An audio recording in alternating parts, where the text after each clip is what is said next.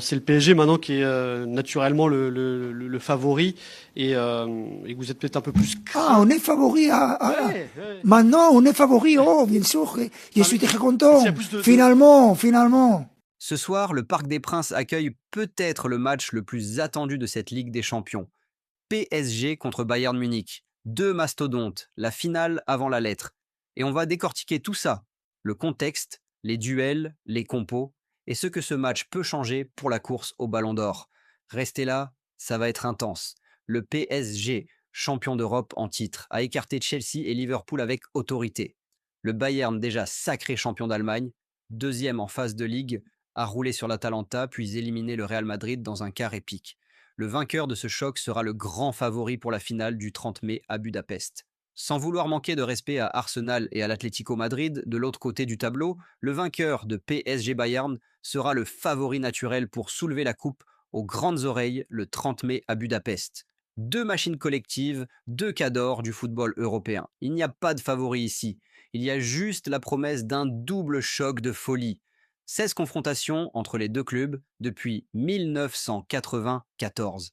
Bilan en faveur du Bayern, 9 victoires à 7. Aucun match, nul en 16 confrontations. Chaque rencontre a un vainqueur. En 2020, finale de C1 à Lisbonne, Bayern 1-0 PSG. But de Kingsley Coman formé au PSG. À cette époque, Lucas Hernandez jouait pour le Bayern lors de cette finale. En juillet 2025, Coupe du monde des clubs, le PSG avait battu le Bayern 2-0 et avait terminé le match à 9 contre 11.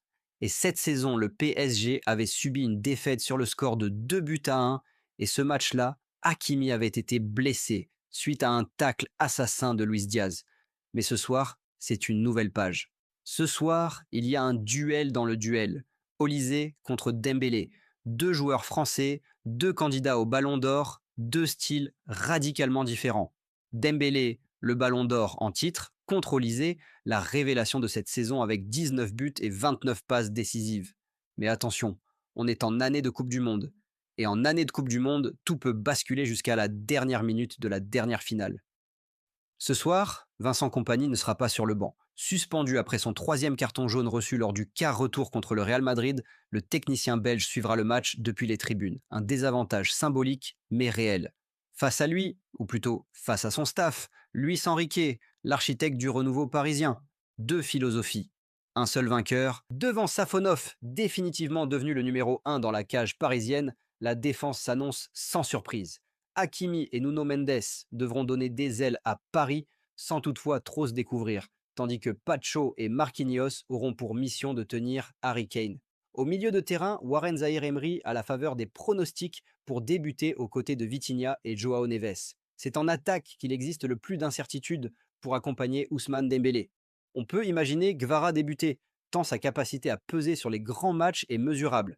Il resterait alors une place à prendre, Désiré Doué tenant la corde pour intégrer le 11 par rapport à Bradley Barcola.